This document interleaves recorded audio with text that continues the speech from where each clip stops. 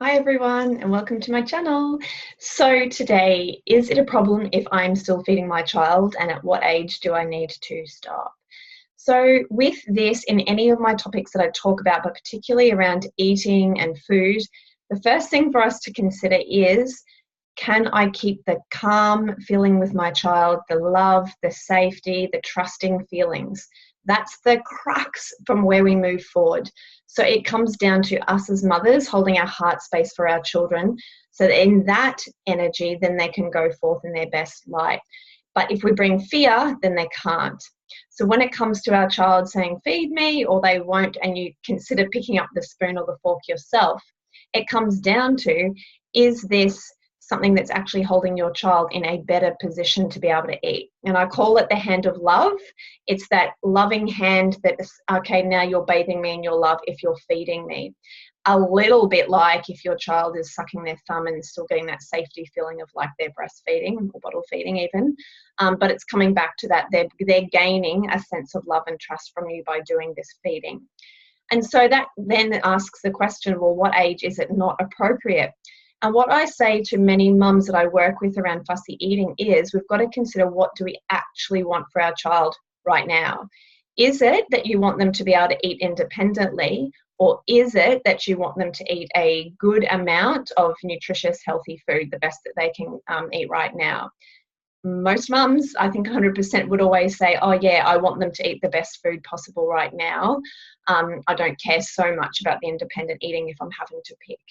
So then we go, okay, right, so we do whatever we can to get this nutritious food into them, because that is important right now for their health and their development and their vibrancy. How it gets into them is another story. And our monkey minds will often tell us that's not good enough, it's not right, they'll never feed properly, how embarrassing when we go out. But what you will find is, the sooner you bring that love and that safety, the sooner they will grow through it. And then you'll be able to see certain times when they call for it, it will really stand out as, what does my child need right now? Is it a brand new food? Are they feeling really tired? And those times is your time to open your heart to your child and say, oh yes, there's something going on for you here. I can meet you with my heart, and let me help you get through that, because I can see you're struggling. You're at a point where you can't move any further forward with your eating. And so I want to encourage you then to start to consider that you can trust that by the time your child is 20, they will not be asking you to feed them at the table. Do come to me if you feel like you can actually see that happening. And so that, for me, is the most logical reason that we should honour if our child really needs us to feed them. And depending on what scale of fussiness your child is, some parents would be happy to feed their child if that meant that they could get, whatever the food was that was in. And so then the next question is, if your child is asking you to feed them, having a look at the environment around them, what's going on at the table that makes them need that bit extra of a love environment around it. Is it getting a bit stressful? Are they not so sure with a new food and just need some time to grow into it?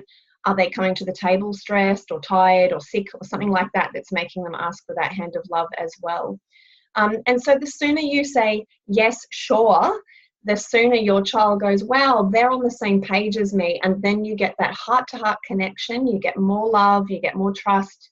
It just snowballs the whole topic of food, rather than the spiral downwards of, no, I won't feed you, no, you're asking too much, but now you've got to eat it, I don't know how to get them to eat it.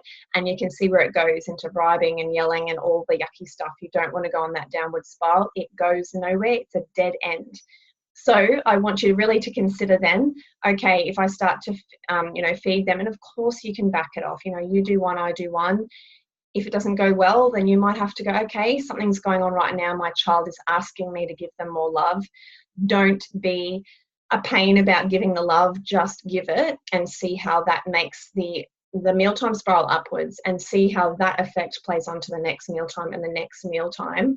And once you can get your partner on board with this as well, for them to be okay and not shaming and, bringing the vibe down as well, you're feeding them and, it's going to go nowhere. When everyone's on board, it becomes an easy thing, as let's get food in, however it has to happen right now. There's something going on, we can look at that and work with that. And you're always invited to my Food Magic course if you'd like. The link is below. But otherwise, yeah, just see this as a phase. If you can see beyond the phase that, yes, of course, my child's going to go through this, like with many phases in their life, you won't have a worry and you won't be worried. I hope that's been helpful. If it has, please do like, share it, spread the good word. And if you want to subscribe to my channel, and I'll make more videos too. Bye.